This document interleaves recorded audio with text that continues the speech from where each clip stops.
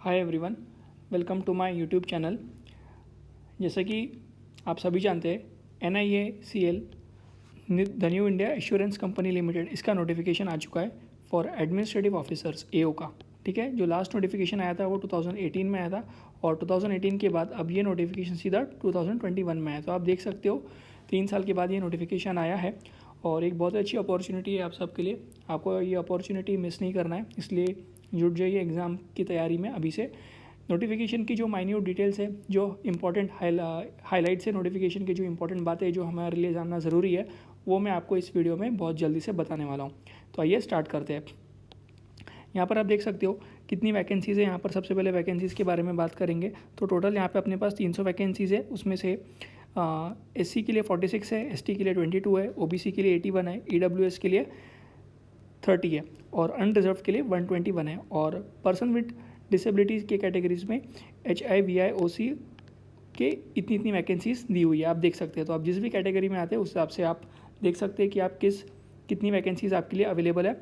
जिस भी कैटेगरी में आप आ रहे हैं, अगर आप कोई रिजर्वेशन का बेनिफिट ले रहे हैं या कोई डिसेबिलिटी का बेनिफिट ले रहे हैं तो उसके लिए आपको सर्टिफिकेट या उसका अटैचमेंट प्रूफ अटैच करना होता है, जिसके लिए आपको एक फॉर्म देना होता है। वो फॉर्म इस नोटिफिकेशन के लास्ट में आप देख लेंगे। वेबसाइट से आप नोटिफिकेशन डाउनलोड करेंगे तो उसमें फॉर्म का प्रोफॉर्मा उसका एक सैम्पल दिया हुआ है। दूसरी इंपॉर्टेंट बात, ऑनलाइन रजिस्ट्रेशन जो है वो कब से स्टार्ट होने वाली है। ऑनलाइन रजिस्ट्रेशन जो है वो आपकी 1 से 21 सितंबर के बीच में स्टार्ट होंगी। 1 to 21 सितंबर के बीच में स्टार्ट होगी। तो अगले हफ्ते से जो है फॉर्म फिलिंग स्टार्ट हो जाएगा। तो आपको अटेंटिव रहना है, जल्द से जल्द फॉर्म भर देना है। एग्ज़ाम की डेट अभी आई नहीं है, लेकिन इतना ज़रूर पता है कि जो फर्स्ट फेज़ 1 एग्ज़ाम होगा, जो प्री एग्ज़ाम होगा या Tier 1 भी आप बोल सकते हो, वो अक्टूबर के टेंटेटिव में होने वाला है। तो एक अंदाज़ा लगा सकते हैं कि फर्स्ट वीक या सेकेंड वीक 15 अक्टूबर के पास ये एग्ज़ाम हो सकता है। 15 अक्टूबर सेकेंड वीक के आसपास ये एग्ज़ाम बिल्कुल हो सकता है। उसके बाद आप जो भी बच्चे फ़ेज़ 1 में क्वालिफाई करेंगे वो फ़ेज़ 2 एग्ज़ाम अपीयर करेंगे। फ़ेज़ 2 भी ऑनलाइन एग्जामिनेशन होगा, जो ऑब्जेक्टिव प्लस डिस्क्रिप्टिव लेने वाला है और वो अगले महीने प्री के अगले महीने होने वाला है, जो कि मतलब नवंबर 2021 में होने वाला है। तो ये चीज़ आपके लिए जानना ज़रूरी है। उसके बाद फॉर्म कैसे भरना है ये सब आपको पता है, ऑनलाइन अप्लाई करना होता है। उसके बाद हम देखेंगे सर्विस कंडीशंस कुछ है यहाँ पर, आप देखिए। The minimum stay at the initial period of posting will be 5 year. देखो इन्होंने भी हाईलाइट करके बताया हुआ है, जिस भी जगह आपको पोस्ट करेंगे वहाँ पे आपको कम से कम 5 साल सर्विस करना होगा। अगर आप सिलेक्ट होते हैं तो जिस भी जगह पर आपको पोस्टिंग मिलती है वहाँ पर आपको मिनिमम 5 ईयर्स देना होगा। उसके बाद प्रोबेशन की बात करते हैं। प्रोबेशन में देखिए, candidate appointed in officers cadre, ये जो रिक्रूटमेंट है वो ऑफिसर्स काडर के लिए है। On regular pay rolls of the company shall be on probation for a period of 1 year. ठीक है, इसको मैं हाईलाइट कर देता हूँ। ठीक है, will be on a period of 1 year. ये देखिए 1 साल का जो है आपका प्रोबेशन रहने वाला है। ठीक है, ये ज़रूरी है आपके लिए जानना। From the date of joining, जब भी आप ज्वाइन करेंगे वहाँ से 1 साल तक आपका प्रोबेशन पीरियड चलेगा। ठीक है, उसके बाद द प्रोबेशन पीरियड में be extended twice for the period of 6 months at a time stretching up to 1 year. वो कंडीशंस पे डिपेंड करता है, लेकिन मिनिमम 1 साल आपका प्रोबेशन चलेगा। ये तो चलो सिलेक्ट होने के बाद की बात है, लेकिन सिलेक्ट होने के लिए क्या क्या बातें ज़रूरी है इस एग्ज़ाम के पॉइंट ऑफ व्यू से, पहले उस पर नज़र डालते हैं। नेशनलिटी वगैरह ये सब चीज़ें आपको पता है, तो इस पर मैं टाइम वेस्ट नहीं करूँगा। जो काम की बात है उस पर पहले मैं चलता हूँ। ठीक है, उसके बाद है गारंटी बॉन्ड। आपको गारंटी बॉन्ड साइन करना पड़ेगा ज्वाइन करने के पहले।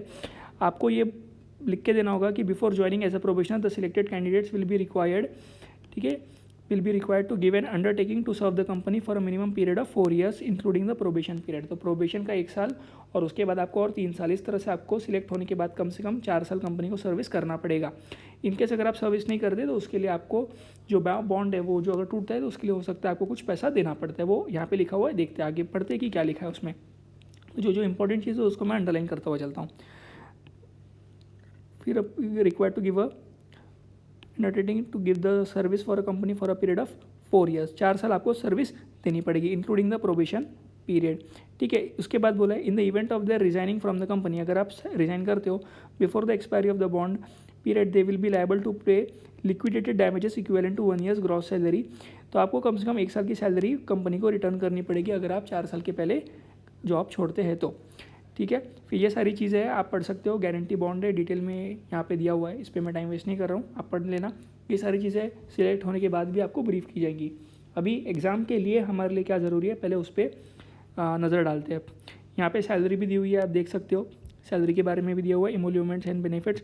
तो जो बेसिक पे रहेगा वो 32,795 रहेगा। इसके ऊपर सभी आपके जो बेनिफिट्स है HRA DA और जो भी बेनिफिट्स है वो सब कैलकुलेट किए जाएंगे। तो उन्होंने एक अप्रोक्सीमेशन आपको एक अंदाज़ा दे रखा है कि जो ग्रॉस एम्यूल्यूमेंट्स रहेंगे आपके, जो लगभग तनख्वाह रहेगी वो 60,000 रुपये पर मंथ रहेगी मेट्रोपॉलिटन सिटीज़ के अंदर। तो एक बहुत अच्छा मौका है, काफ़ी अच्छा पे स्केल है, ऐसे मौके को आपको गंवाना नहीं चाहिए। उसके बाद यहाँ पे भी दिया हुआ है other benefit such as coverage under national NPS governed by PFRDA gratuity leave LTS medical benefits, ये सारी कंपनी की तरफ से आपको रहेगा। उसके बाद इंपॉर्टेंट चीज़ पे आते एजुकेशनल क्वालिफिकेशंस। आपकी जो एजुकेशनल क्वालिफिकेशंस का जो कट ऑफ डेट है वो है 30 सितंबर। आप देख सकते हो यहाँ पे 30 सितंबर, जो 30 सितंबर ये आपका कट ऑफ डेट है। इस डेट पर ही आपकी एजुकेशनल क्वालिफिकेशंस कैलकुलेट की जाएगी। A candidate must possess the minimum qualification of a graduate और post graduate in any discipline from a recognised university of और any equivalent qualification recognise as central government with at least 60% marks. तो minimum 60% का criteria है यहाँ पर, 60% लगेगा और आपको मिनिमम ग्रेजुएट होना होगा इस एग्ज़ाम में अपीयर करने के लिए। ठीक है, अगर आप रिजर्व कैटेगरी से है, ये जो 60% का क्राइटेरिया है ये जनरल कैटेगरी के लिए है, और अगर आप रिजर्व कैटेगरी से है तो उसमें आपको कुछ रिलैक्सेशन दिया हुआ है, जैसे SC ST PWD के लिए 55% वाले भी इस एग्ज़ाम के फॉर्म को फिल कर सकते हैं। ठीक है, उसके बाद जो लोग फाइनल ईयर में है उनके लिए भी एक नोटिस दिया हुआ है, दोस्त who are in final year semester of the graduation may also apply, वो भी अप्लाई कर सकते हैं provisionally subject to the condition that if called for interview they will have to produce a proof of having pass the qualifying examination. जो final year students है वो भी apply कर सकते हैं, लेकिन आपको ये प्रूफ देना होगा कि 30 सितंबर तक आपके सारे फाइनल एग्जाम्स हो गए हैं और आपका रिजल्ट आ चुका है। 30 सितंबर तक आपके पास रिजल्ट होना चाहिए, ताकि ये प्रूफ हो जाए कि आप पास हो चुके हैं, तभी आप ये फॉर्म को फिल कर सकते हैं, अदरवाइज आप फॉर्म फिल नहीं कर सकते। तो उसके बारे में आप भी डिटेल में दिया हुआ है, आप चाहे तो पढ़ सकते हैं। उसके बाद यहाँ पर एज रिलैक्सेशन भी है, जो नॉर्मली हर नोटिफिकेशन में होता है वही है, मिनिमम 21 ईयर्स का एज है और मैक्सिमम 30 ईयर्स का एज है। डेट जो है वो 1 अप्रैल 2021 पर कैलकुलेट की जाएगी। ठीक है, ये डेट जा चुकी है, 1 अप्रैल 2021 पर ये डेट कैलकुलेट की जाएगी। उसके बाद एज रिलैक्सेशन भी यहाँ पर दिया हुआ है, आप चाहे तो पढ़ सकते हैं डिटेल में, यहाँ पे सब दिया हुआ है। फिर अगली इंपॉर्टेंट चीज़ पर जाते हैं, ये सारी चीज़ें जो है आप पढ़ सकते हो, इस पर मैं टाइम वेस्ट नहीं करूँगा। ठीक है, नोटिफिकेशन को डाउनलोड करके प्रिंट निकाल के डिटेल में एक बार गो थ्रू कर लीजिए। जो भी इंपॉर्टेंट हाईलाइट्स है आपके लिए जानना, वो उस पर मैं जल्दी आपको बता दे रहा हूँ। उसके बाद अगर पेपर पैटर्न के बारे में बात करेंगे, मोस्ट इंपॉर्टेंट, ठीक है, मोस्ट इंपॉर्टेंट ये होगा फेज़ 1 के लिए, ये होगा फेज़ 1 के लिए। फेज़ 1 में देखिए वही सारी चीज़ें हैं जो नॉर्मली सभी एग्जाम्स में होती है, जैसे कि आपका इंग्लिश लैंग्वेज है, आपका रीजनिंग है और क्वांट्स है, जो आपके लगभग सभी एग्जाम का में होता है, सेम कॉमन पैटर्न है। टाइम है आपका 1 घंटे का टाइम है यहाँ पर। ठीक है, आप देख सकते हो 20 मिनट तो टोटल हो जाएंगे आपके पास 60 मिनट्स। और इंग्लिश का है 30 मार्क्स, रीजनिंग का है 35 और क्वांट के 35। तो जैसे SBI का PO प्री का पेपर होता है, IBPS PO प्री का पेपर होता है, बिल्कुल उसी पैटर्न पर ये एग्ज़ाम दिखाई देने में आ रहा है। इंग्लिश में आप देख सकते हो, इंग्लिश में सिर्फ आपको इंग्लिश में आंसर करना है, लेकिन रीजनिंग और क्वांट्स को आप इंग्लिश या हिंदी में आंसर कर सकते हो। तो यहाँ पर आपके पास लैंग्वेज का भी एक ऑप्शन है।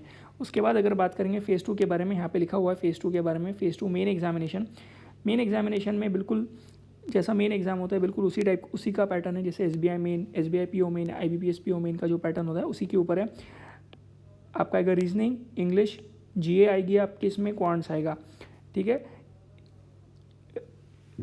रीजनिंग, इंग्लिश, क्वांट्स और जनरल अवेयरनेस, और जो मैक्सिमम मार्क्स है वो 200 नंबर का पेपर आएगा, और सभी सेक्शंस 50-50 नंबर के आएंगे, और जो टाइम दिया रहेगा वो 40-40-30-40 के हिसाब से दिया रहेगा। फिर उसके बाद जो डिस्क्रिप्टिव टेस्ट होगा मेन एग्जामिनेशन के अंदर ही, the descriptive test of 30 marks duration with 30 minutes duration with 30 marks. तो जो 200 नंबर का ऑब्जेक्टिव पेपर होगा, इसके अलावा आपका एक डिस्क्रिप्टिव टेस्ट होगा जो 30 मिनट्स का होगा, और उसमें 30 नंबर्स का आपको पेपर अटेम्प्ट करना होगा। उसमें आपकी इंग्लिश लैंग्वेज टेस्ट की जाएगी, लेटर राइटिंग स्किल्स 10 मार्क का आएगा, और ऐसे राइटिंग्स आएगा 20 मार्क का। तो ऐसा हो सकता है कि आपको एक लेटर दे दे और 2 एसेज दे दे, इस टाइप से कुछ समझ में आ रहा है, या एक ऐसे दे दे 20 मार्क का और एक लेटर दे दे। तो ये डिस्क्रिप्टिव में आपसे पूछा जाएगा अगर आप प्री क्वालिफाई करते हैं तो। उसके बाद इंपॉर्टेंट बात यहाँ पर यह है कि each candidate will be required to obtain a minimum score for each section. हर स्कोर में आपको मिनिमम सेक्शन लाना पड़ेगा, मतलब इसमें सेक्शनल कट ऑफ है। एक section of objective test separately for short listing for the descriptive test. तो डिस्क्रिप्टिव टेस्ट में जाने के लिए आपको quant, reasoning, English, general awareness और क्वांट में सेक्शनल कट ऑफ को क्लियर करना पड़ेगा, तभी आपका डिस्क्रिप्टिव का पेपर चेक होगा। ठीक है, ओवरऑल भी आपको पास करना है और सेक्शनल भी पास करना है। Each candidate will be required to obtain a minimum total score. देखिए यहाँ पे क्लियरली लिखा है, मतलब सेक्शनल कट ऑफ इसमें रहने वाली है। To be decided by the company according to the number of vacancies. तो सेक्शनल कट ऑफ डिसाइड की जाएगी, उसके अकॉर्डिंग जो है स्टूडेंट्स को फिल्टर किया जाएगा। ठीक है, तो इसमें सेक्शनल कट ऑफ रहने वाली है, ये एक बहुत ज़रूरी बात है। उसके बाद होगा आपका इंटरव्यू। ठीक है, तो उसके बाद आएगा आपका इंटरव्यू। उसके पहले देख लेते हैं यहाँ पे, candidate shall be required to qualify the in the descriptive test but the marks in the descriptive test will not be counted towards the short listing for interview और फाइनल सिलेक्शन। तो इसका मतलब ये है कि आपको डिस्क्रिप्टिव टेस्ट को सिर्फ क्वालिफाई करना है, लेकिन फाइनल मेरिट लिस्ट में डिस्क्रिप्टिव के मार्क्स जोड़े नहीं जाएंगे। फाइनल मेरिट लिस्ट में आपके सिर्फ जो ऑब्जेक्टिव एग्जाम हुआ है, मेन एग्जाम, उसके मार्क्स जोड़े जाएंगे और इंटरव्यू के मार्क्स जोड़े जाएंगे, डिस्क्रिप्टिव के मार्क्स जोड़े नहीं जाएंगे। उसके बाद यहाँ पे बोला है penalty for negative marking applicable for both pre and mains, preliminary and mains. तो नेगेटिव मार्किंग रहने वाली, जैसा हमको पता है नेगेटिव मार्किंग होती है आजकल। फिर इंटरव्यू में जो सिलेक्शन क्राइटेरिया रहेगा, उसका जो वेटेज रहेगा वो इस हिसाब से रहेगा 75-25। Candidate who have been shortlisted at the end of phase 2 will be subsequently called for interview. Interview will be conducted at select centers. The weightage of the online examination and interview will be 75-25। इसका मतलब यह है कि interview का 25% weightage रहेगा और main exam का 75% weightage रहेगा। ये इंपॉर्टेंट बात है आपके जानने के लिए। इसका मतलब ये है कि आपके फाइनल सिलेक्शन में मेन एग्जाम एक बहुत इंपॉर्टेंट रोल प्ले करने वाला है। उसका इंपॉर्टेंस कितना है आप यहाँ से देख सकते हैं। उसके बाद यहाँ पे है फाइनल सिलेक्शन के बारे में, would be based on consolidated marks. इसका मतलब आपका जो टोटल स्कोर बनेगा मेन और इंटरव्यू का, उससे आपकी जो टोटल मार्क्स बनेंगे, कंसोलिडेटेड मार्क्स बनेंगे, उसके बेसिस पर आप फाइनल मेरिट लिस्ट बनाई जाएगी। ठीक है, ये सारी चीज़ें आप पढ़ सकते हैं और जो जो इंपॉर्टेंट बातें हैं वो मैं आपको बता देता हूँ। आइडेंटिफिकेशन, बायोमेट्रिक वेरिफिकेशन, ये सारी चीज़ें आप पढ़ सकते हैं। ठीक है, डाउनलोड करके जो इंपॉर्टेंट चीज़ है उसको शॉर्ट में मैं आपको बता दे रहा हूँ। सोशल डिस्टेंसिंग मेंटेन करके रखना, ये सारे नॉर्म्स है, ये आप सब लोग पढ़ सकते हैं। ठीक है, इंटरव्यू के टाइम आपको क्या क्या डॉक्यूमेंट्स लेके जाने उसकी भी लिस्ट यहाँ पर दी हुई है। तो अगर आप इंटरव्यू के लिए शॉर्टलिस्ट होते हैं तब आपके लिए सारी चीज़ें महत्वपूर्ण रहेगी। अब आगे बढ़ते एग्जामिनेशन सेंटर्स। ये एक इंपॉर्टेंट चीज़ है क्योंकि कोविड काल चल रहा है, तो आप ये देख लेना कि आपकी सिटी सेंटर है या नहीं। लगभग सभी मेजर सिटी सेंटर है, या अगर आपकी सिटी सेंटर नहीं है तो आपके नियरेस्ट में जो भी मेजर सिटी होगी वो ज़रूर सेंटर होगा। एक बार आप चेक कर लेना, नीचे लिस्ट दी हुई है। उसके बाद separate call letters will be issued for phase 1 and phase 2 examination and should be downloaded by the candidates. ठीक है, सेपरेट कॉल लेटर्स यहाँ पे दिए जाएंगे। ये एग्जामिनेशन सेंटर्स की लिस्ट है, स्टेट वाइज लिस्ट दी हुई है। यहाँ पे सारे स्टेट्स दिए हुए हैं लेफ्ट कॉलम में और राइट कॉलम में सिटीज़ दिए हुए हैं। तो आप देख लीजिए आपकी सिटी इसमें है या नहीं है, अदरवाइज आपको नियरेस्ट स्टेट में जाके एग्ज़ाम देना होगा, नियरेस्ट सिटी में एग्ज़ाम देना होगा। उसके बाद फॉर्म की फ़ीस लगेगी आपको 750 रुपीज़ जनरल कैटेगरी के लिए, और SC/ST के लिए लगेगी 100 रुपीज़ फॉर्म की फ़ीस। ये दूसरी इंपॉर्टेंट बात हो गई। ये सेंटर्स की लिस्ट दी हुई है, आप देख सकते हो यहाँ पर कैसे अप्लाई करना है, सारा प्रोसीजर यहाँ पे एक्सप्लेन किया हुआ है। चलिए, तो लगभग सभी इंपॉर्टेंट बातें मैंने कवर कर ली। फॉर्म कैसे फिलअप करना है उसकी भी डिटेल्स यहाँ पे दी हुई है। तो अगर आपको नहीं पता है कैसे फिलअप करना है तो उसके लिए आप ये नोटिफिकेशन को डिटेल में पढ़िए और आपको हर एक चीज़ इसमें मिल जाएगी। ठीक है, और इसमें डिक्लेरेशन भी दिया हुआ है। इंपॉर्टेंट चीज़ ये, डिक्लेरेशन में बहुत बार गड़बड़ हो जाती है। ये डिक्लेरेशन दिया हुआ है, the text of the hand written declaration is as follows. ये डिक्लेरेशन लिख के आपको फ़ोटो खींच के या उसे PDF में बना के उसको फ़ोटो खींच के आपको उसे अपलोड करना होगा। ये दिस इज़ द डिक्लेरेशन, ये डिक्लेरेशन ज़रूरी है। उसके बाद पेमेंट ऑफ फीस का प्रोसीजर यहाँ पे दिया हुआ है। एप्लीकेशन रजिस्ट्रेशन कैसे करना है, ये फॉर्म फॉर्म कैसे फिलअप करना है उसका पूरा प्रोसीजर यहाँ पे समझाया हुआ है। ठीक है, जो इंपॉर्टेंट बातें थी वो सभी मैंने कवर कर ली है। ठीक है, और देखते हैं और कुछ इंपॉर्टेंट बात अगर रह गई है आपके लिए तो बता देते हैं। तो मैंने सभी इंपॉर्टेंट बातें यहाँ पे कवर कर ली है जो NIACL AO एग्ज़ाम से रिलेटेड है। डिटेल में वेबसाइट से नोटिफिकेशन को डाउनलोड करके एक बार ज़रूर पढ़ लेना। नोटिफिकेशन की जितनी भी इंपॉर्टेंट बातें हैं वो सबको मैंने आपको हाईलाइट करके बता दिया है।